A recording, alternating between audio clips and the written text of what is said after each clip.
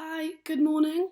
As a team, Annie, Sakina, Zoe, Sophie and I will be analysing global projects, specifically the challenges faced for the team and the project manager, focusing on Southeast Asia, which consists of 11 countries which include Cambodia, Indonesia, Thailand, Vietnam, to name a few.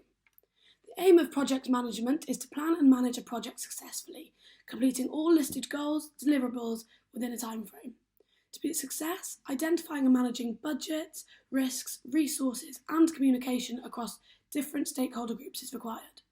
So, when specifically interpreting the challenges involved during global projects, analysing how project managers can overcome them, we'll be specifically evaluating Southeast Asia. Global project management uses the application of project management practices, but in a distributed setting where the project stakeholder or the project work takes place in multiple geographical regions or across different cultures. Global projects therefore utilise stakeholders and resources from around the world to produce a successful outcome.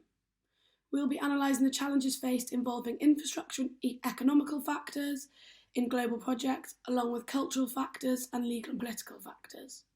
How these challenges would specifically be mitigated so that the project manager can meet all deliverables and therefore complete a successful project will also be analysed. We'll start by looking at the economic and infrastructure factors and how this affects the project manager. Economic factors play a large role in how project managers should manage global projects for many reasons, including the impact currency fluctuations can have and how varying infrastructure can limit the success of a project. Financial instability is ever present in the current world, whether it's due to increasing inflation rates, global economic policy, or changing interest rates. Economic instability can lead to higher unemployment and lower investment and growth. This can have a negative impact on global projects and even project management as a whole. Part of the role of the project manager is management of the iron triangle. One aspect of the iron triangle, the budget, is particularly important to consider in relation to financial instability. The project manager must do all they can to stick to the budget.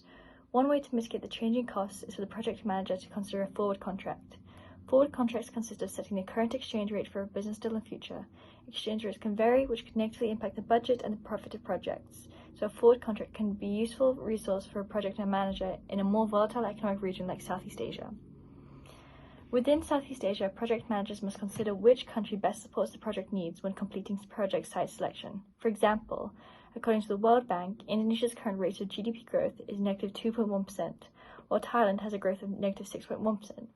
This shows that currently Indonesia is more financially stable than Thailand, which can be a contributing factor in site selection for project managers. Although it is also important to note the possible opportunities that currency fluctuations can have, such as a positive exchange rate that can be beneficial to the project. Project managers must analyse the risk in the selected project region and decide what course of action will be the best for that specific project. Another key element that can impact how project managers manage global projects is the infrastructure of a country. The Economist calls infrastructure the economic arteries and veins. Infrastructure is defined by the Project Management Institute as the basic underlying framework or features of an organizational system. This includes power supplies, bridges, telecommunications, and even water supplies.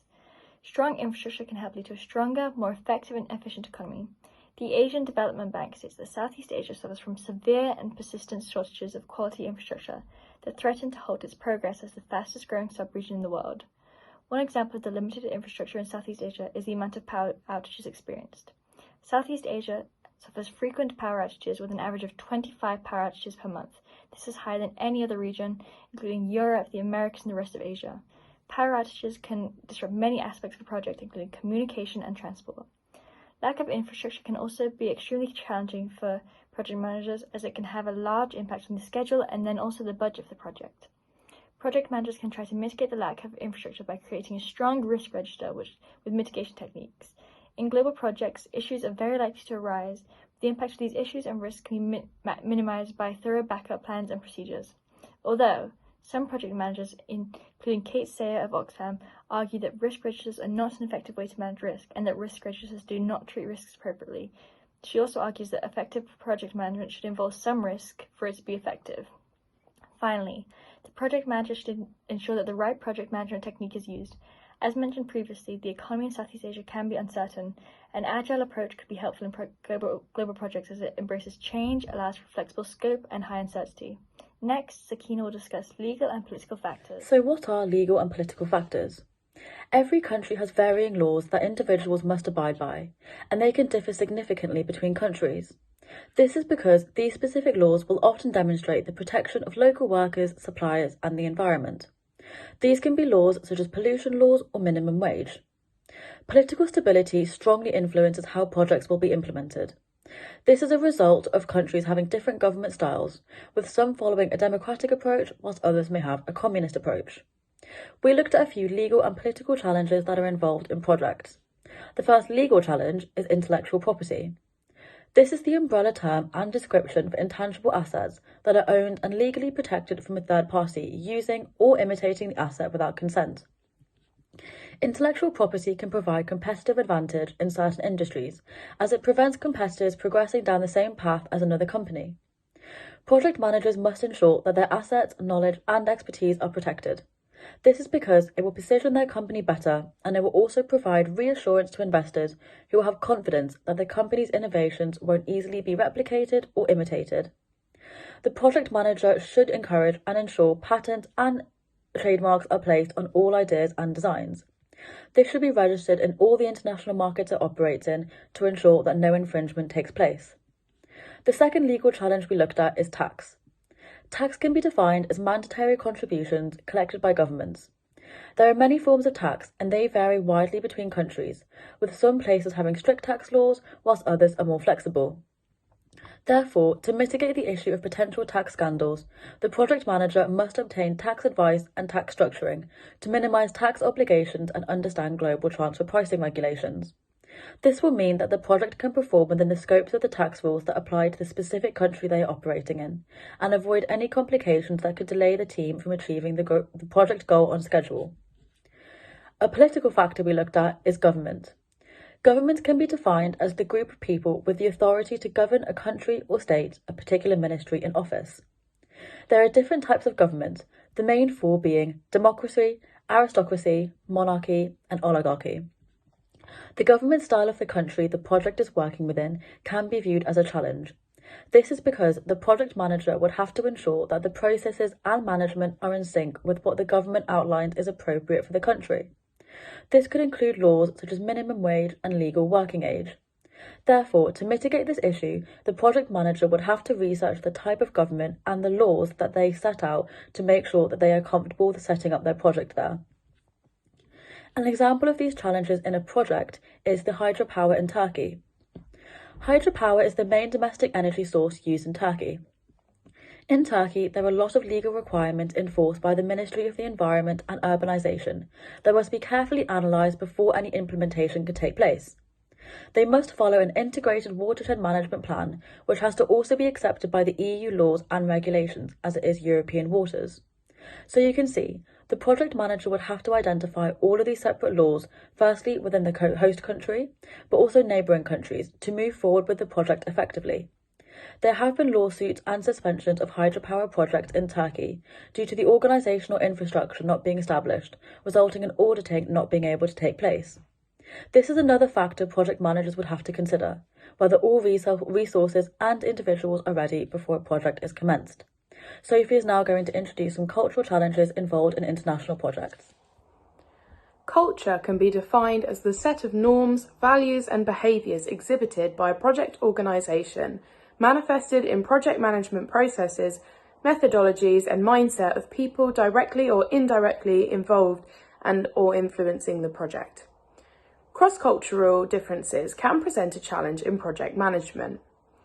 They can lead to a project team being unable to work effectively together to achieve the project deliverables. Hofstede's model is useful as we can specifically look at some of the largest countries in Southeast Asia and compare them. Firstly, we will look at power distance. All four of the countries we looked at had a high power distance. This means that there is a strong hierarchy in place between managers and subordinates, particularly in Malaysia. And it is expected that keeping the boss happy is of great importance. The next dimension is individualism. All four countries scored low on this, meaning they are collectivist cultures. This means they will follow the norm in society, and working in harmony with one another is vital. There tends not to be conflict within groups because getting along is more important than challenging the group. For the masculinity dimension, all 4 countries are relatively central. To put it simply, it is important to be successful, but well-being comes first. Uncertainty avoidance refers to the extent to which the members of a culture feel threatened by ambiguous or unknown situations. In Singapore, they have a very low preference for uncertainty avoidance due to their high power distance, whereas in Thailand, they are likely to avoid uncertainty and will follow the rules to minimise this. Long-term orientation is how every society has to maintain some links with its own past while dealing with the challenges of the present and future. Indonesia and Singapore have a high long-term orientation, meaning they adhere to past traditions, whereas Malaysia and Thailand have low scores, which means they are happy to embrace change.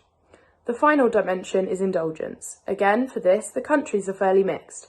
A low score means they are considered restrained and put little importance on leisure time, whereas a high score means they are more optimistic and place more importance on leisure.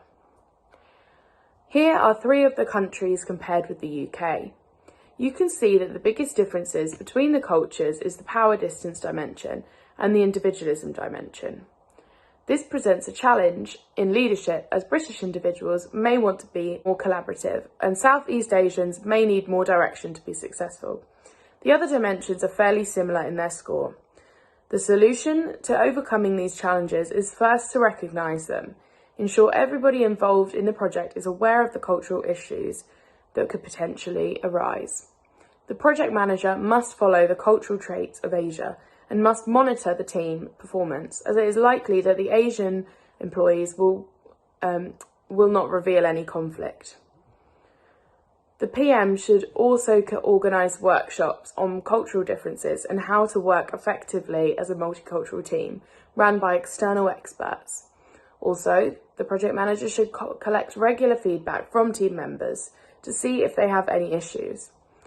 This should be done on a one-to-one basis, as the issues could be awkward and to talk about or offend others. Next, we will hear from Zoe, who will talk about how this presents in the real world. Let's look at an example of the fish wars in Southeast Asia. This has been a continuous global problem. Often, fisheries will send boats into international waters to run their operation. They do this to gain a competitive advantage over the other. But this can turn into violence over who the territory belongs to, creating challenges like overfishing, population increase, and social tension between small-scale and industrial fisheries. Overfishing happens when the government offers subsidies to industrial fisheries, causing them to travel to international waters to gain a higher yield, leaving the small fisheries at a disadvantage. Population increase can alter industrial factors like access to coastal land, which then results in an increase in competition to feed the population. Social tension arises from the fishing technology used. Larger operations like industrial leads to a higher yield, ending in violence between the smaller fisheries and nation states like Indonesia, Philippines, Thailand, and Vietnam. This can be mitigated by the solution of co-management, collaborative, and community-based. For collaborative, it resolves feuds between local and migrant fisheries, and it can be done by a product manager if they understand the cultural differences between 2 countries like Thailand and the Philippines. If they apply their knowledge of the cultures between these 2, they can address the sustainability and food insecurity that is occurring and find a proper solution. Community management will be influenced by legal, economic, and political factors. There needs to be a co-alliance formed between local stakeholders and the government. By better understanding these regulations and each other, they can build a stronger relationship and new regulations and laws around what both parties want. We need to remember that these issues are global. They aren't just based in Southeast Asia. We looked at this as a case study, but wherever a project manager may be traveling, if it happens to be a global project, they will have to consider these factors, and then they can now assess the challenges that will be ahead of them. I really thank you for watching this video. Below are our resources.